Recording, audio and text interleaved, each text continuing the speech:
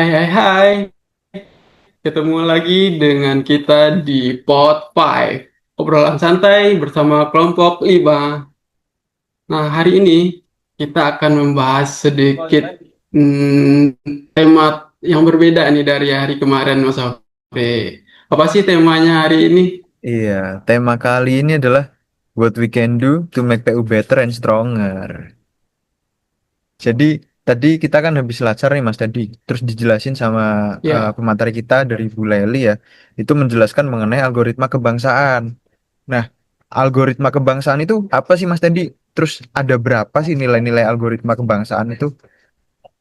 nah ya, algoritma kebangsaan itu adalah dapat dimaknai sebagai serangkaian langkah sistematis yang terstruktur dan berulang disusun untuk menumbuhkan dan menginternalisasi serta mengimplementasikan nilai-nilai kebangsaan dari Pancasila, Undang-Undang Dasar 1945, Negara Kesatuan Republik Indonesia, dan Bhinneka Tunggal Ika. Nah, nilai-nilainya sendiri itu adalah satu, keadilan; dua, gotong royong; tiga, inklusivitas; empat, integritas; dan lima, kepeloporan. Seperti itu, Mas Afri.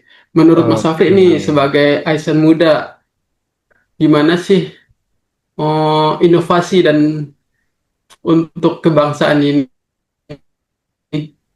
Ya, kalau menurut saya, Mas, saya kan kebetulan masuk di Direktorat Kepatuhan Intern di Dijen Bina Konstruksi nih.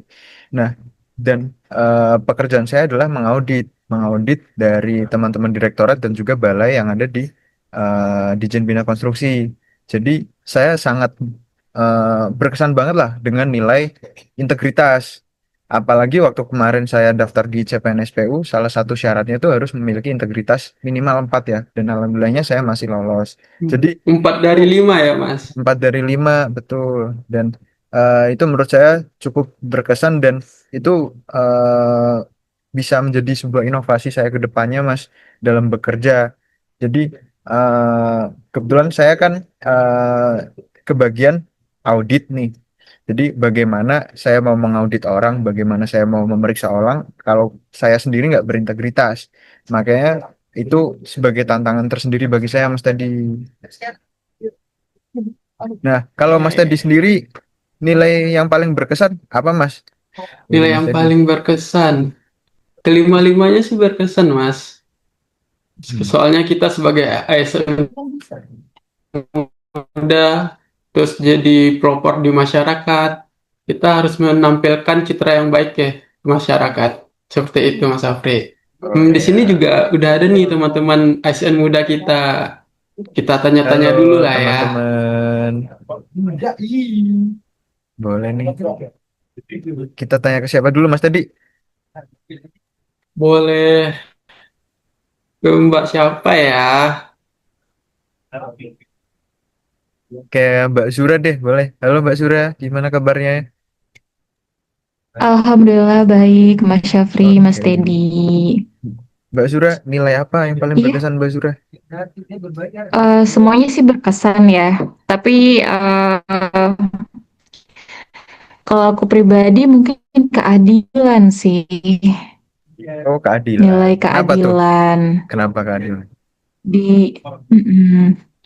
Soalnya kalau kita cerminkan dari sebagai CPNS ini kan kemarin CPNS membuka lowongan pekerjaan bagi seluruh masyarakat dengan baik itu disabilitas maupun non-disabilitas. Jadi itu tidak mencakup salah satu golongan aja, tapi adil untuk semuanya bisa ikut gitu. Kebetulan aku juga lulusannya bukan dari universitas top banget sih. Aku lulusan universitas terbuka, tapi alhamdulillah keterima di Kementerian PU yang berarti sistem penerimaan tenaga kerja CPNS itu terbuka untuk siapa saja dan tidak ada konflik kepentingan apapun dan itu benar-benar murni dari hasil kerja keras kita sendiri gitu. Oh iya, alhamdulillah ya Mbak Sura ya. Nah, terus gimana sih Iya. Mbak keadilan itu bisa dipraktekin dalam bekerja di lingkungan Kementerian PU ini? Kalau di posisi aku di keuangan, khususnya bagiannya di pemantauan dan evaluasi. Untuk penerapannya sendiri sih mungkin kita dalam menilai atau memantau dari hasil pekerjaan di keuangan itu harus objektif. Jadi kita tidak boleh subjektif agar itu adil gitu. Dan juga harus menjaga konflik kepentingan itu tidak ada gitu, harus berintegritas. Kuncinya sih di situ sih kalau menurut saya untuk keadilan. Oke, Mbak Zura. Terus ada nggak sih Mbak tantangannya dalam menghadapi nilai kebangsaan itu di lingkungan kerja?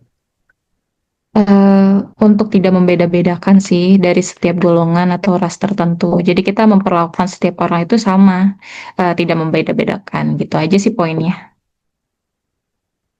Oke, bagus banget tadi Mbak Zura tadi ya menjelaskan mengenai keadilan. Oke, lanjut Mas tadi. Oke, Mbak Sarah, apa sih nilai yang paling berkesan dari algoritma kebangsaan? Oke, eh, kalau menurut aku lebih mau bahas mengenai nilai integritas ya di algoritma kebangsaan itu. Karena dia apalagi di zaman sekarang ini maraknya kasus penyalahgunaan wewenang hingga korupsi yang dapat diartikan bahwa tidak adanya integritas yang dimiliki oleh orang tersebut. Banyak orang yang mengartikan kalau integritas itu merupakan hanya nilai kejujuran. Tapi menurut saya integritas itu jauh lebih dalam daripada arti tersebut, di mana diartikan integritas itu merupakan keselarasan antara apa yang kita katakan dan apa yang kita perbuat. Seperti itu, Mas Teddy. Nah, bagaimana nilai tersebut bisa dipraktikkan di lingkungan kerja? Untuk nilai integritas sendiri, apalagi kita sebagai calon ASN ya, kita itu harus berintegritas tinggi. Dan itu juga bukan merupakan sebuah pilihan, tapi melainkan sebuah keharusan dan kewajiban yang harus dimiliki oleh seorang ASN. Ini adalah merupakan nilai dasar yang membedakan kita dengan hal dari orang-orang lainnya. Seperti yang sudah dikatakan Mas Syafri juga, kita di sini sebelum masuk ke PU ini juga kan sudah dites nilai integritasnya. Kemudian ketika kita bicara integritas itu berarti kita tidak meminta imbalan nantinya, kita juga tidak menyalahgunakan wewenang dan pasti memastikan setiap pelayanan nantinya berjalan sesuai prosedur yang ada. Seperti itu, Mas. Dan tantangan sendiri apa sih, Mbak? Kalau tantangan nilai integritasnya itu sendiri di dunia ASN ya, itu bukanlah hal yang mudah ya, karena banyak banget muncul baik dari lingkungan luar ataupun dari lingkungan sekitar juga ya. Karena hal tersebut juga menciptakan erosi nilai budaya dan juga erosi dari etos kerja kita. Sehingga kita sebagai CASN atau generasi agen perubahan nantinya harus berintegritas yang dimulai dari diri sendiri dengan berpegang teguh komitmen pada diri kita sendiri. Seperti itu, Mas Teddy. Gimana Mas Afri? Ada tambahan? Oke, cukup ya. Tadi Mbak Sarah membahas mengenai integritas. Oke, kita lanjut ke nanya ke teman kita yang lain ya. Mungkin kami mau tanya ke Mbak Wulan. Halo Mbak Wulan, Halo semuanya. gimana nih Mbak Wulan? Nilai apa sih yang paling berkesan bagi Mbak Wulan? Eh, Sama sih kayak teman-teman yang lain ya, semua nilai itu berkesan. Tapi kalau harus memilih satu, mungkin saya bakal milih gotong royong karena kan gotong royong itu udah memang nilai luhur bangsa Indonesia. Selain itu nilai gotong royong itu juga masuk loh dalam core value kita sebagai ASN di berakhlak dalam nilai kolaboratif. Oke, keren banget. Terus gimana sih Mbak nilai itu bisa dipraktekkan di lingkungan PU?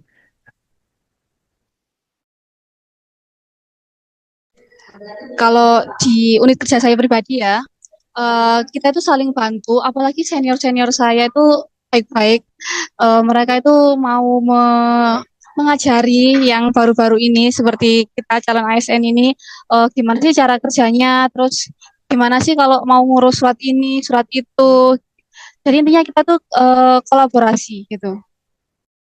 Oke, bagus. Intinya kolaborasi ya Mbak Wulan ya. Terus kemudian untuk tantangannya apa sendiri Mbak Wulan? Tantangannya.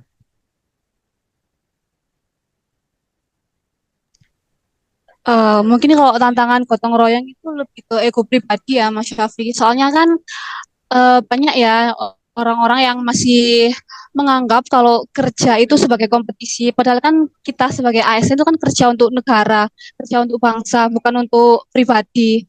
Jadi mungkin itu sih ego pribadi aja.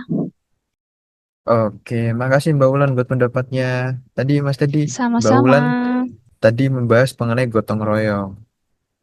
Terus kita Iya, penasaran sama nilai apa lagi nih Mas? nilai apa lagi tuh? Silakan Mas tadi tanyain lagi Mas. Coba kita dulu ke Mbak Salsa ya. Oke, halo Mas Teddy dan Mas Syafri. Halo. Oke, kalau dari aku sendiri nih, di sini mau mengangkat salah satu nilai ya yang paling sebenarnya saya berkesan sih, tapi di sini aku mau angkat tentang inklusivitas ya. Jadi kan kita kan dasarnya sebagai Kementerian PU itu kan adalah pembangunan infrastruktur nih. Jadi nah pembangunan infrastruktur sendiri itu kita nggak cuma bicara soal fisik bangunan, tapi juga siapa aja yang bakal merasakan dari manfaat bangunan itu sendiri, terutama yaitu setiap lapisan masyarakat harus bisa terlibat dan merasakan dampak positif dari pembangunan yang ada di Kementerian PU itu, kayak gitu, Mas. Bagaimana nilai inklusivitas ini bisa dipraktekkan di lingkungan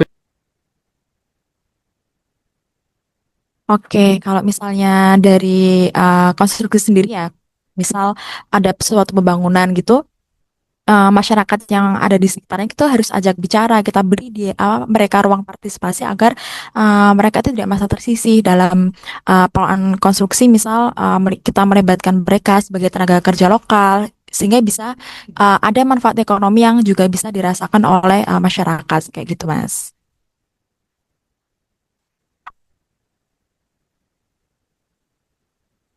Nah, tantangan sendiri apa, Mbak?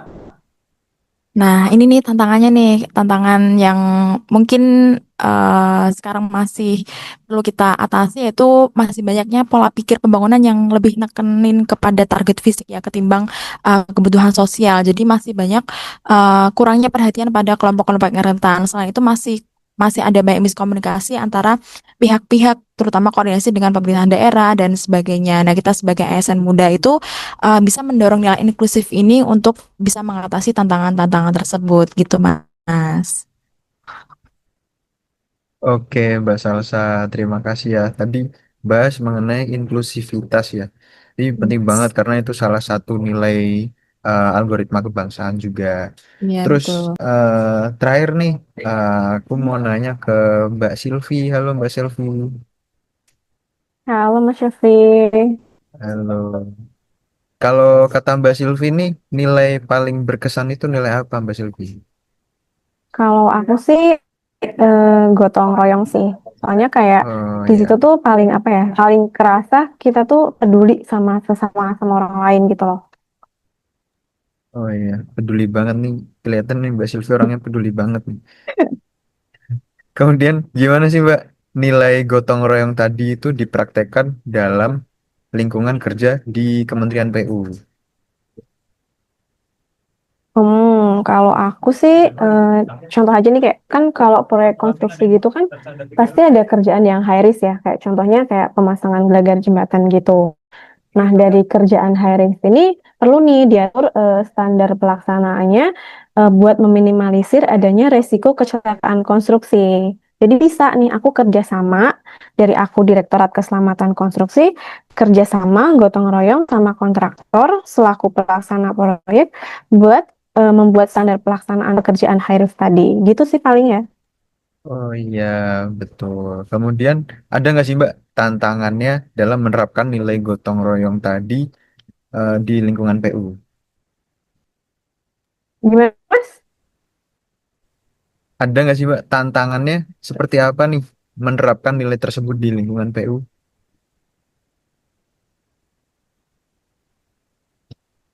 Oh, kalau tantangannya sih mungkin karena ini kolaboratif sama antar mitra ya, jadi pasti butuh komunikasi lebih, terus komitmen lebih supaya ya kolaborasi ini jalan. Karena kan kita berarti harus nyempetin jadwal kita yang beda-beda sama mitra satu sama lain gitu sih paling Mas. Oke, terima kasih Mbak Silvi. Gimana Mas Teddy? Halo Mas Teddy. Oke, udah semua ya Mas Afri nilainya? Apa Sudah masih ada? semua Mbak. Sudah Sudah ada, semua. sudah semua Oke. ya. Dari kelima nilai ini saling melengkapi ya. Ada keadilan Iya. menjaga keseimbangan, gotong royong memperkuat persatuan, inklusivitas membuka ruang kebersamaan, integritas menjaga kepercayaan, dan kepelopor orang mendorong perubahan positif. Nah, jika dijalankan bersama, nilai-nilai ini akan memperkokoh persatuan bangsa dan mempercepat kemajuan Indonesia. Seperti itu, Mas Hafiz. Iya, betul. Ketika algoritma kebangsaan dijalankan bersama, PU tidak hanya lebih baik dan kuat, tapi juga menjadi teladan bagi bangsa. Mungkin itu saja ya pemaparan dari kami. Kurang lebihnya mohon maaf. Terima kasih. Dadah. Makasih semuanya. Ya, makasih. Terima kasih.